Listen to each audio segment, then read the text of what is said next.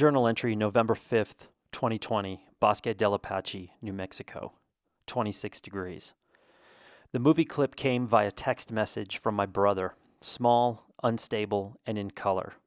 Mom wants to spread Dad's ashes right now, he said.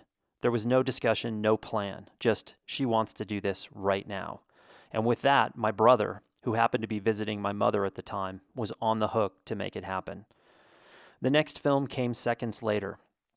The phone, shaky and uncertain in my 83-year-old mother's hands, pointed out into the harsh South Texas sun. My brother, backlit, stood holding the urn. "Mom, do you see yourself in the phone, or do you see me?" he asked. "I can see you," she answered. "Okay, where do you want me to spread the ashes?"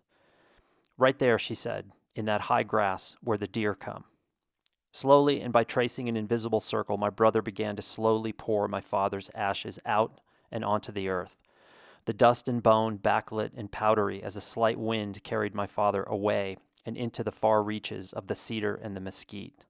"Goodbye, John," my mom said into the camera. "Goodbye." Seeing my mother and brother spread my father's ashes was jarring and forced me to shut down for several minutes as I began to process what I was seeing. Flashbacks of my father began filtering through my mind. Duck hunting as a boy. My father with his shotgun and me with my BB gun, a wet dog at our side. He would bring coffee for himself and hot chocolate for me. I never remember once aiming at anything. It was about being together and being in the wild.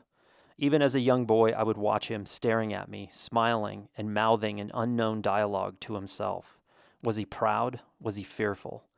As I got older, our relationship changed, as they tend to do, and we spent more and more time apart. I obsessed with photography, and he doing what he could to coexist with my mother while slowly falling prey to the demons taking over his body and his mind.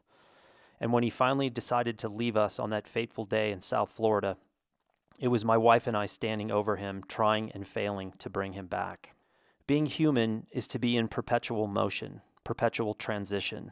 Evolution is transition. Bipedal batteries with a specific shelf life, give or take. But we are not alone. After gathering myself, I slid back the side door of the van and stared out into the glaring void of a New Mexico winter day. A camera locked and loaded between my knees and another around my neck. The distraction machine that has consumed me for nearly 3 decades. Out before me were hundreds of thousands of cranes and geese jostling for position in their winter grounds. A deafening noise of hundreds of thousands of avian voices ringing out all at once, saying we too are on the move, unsettled, temporary.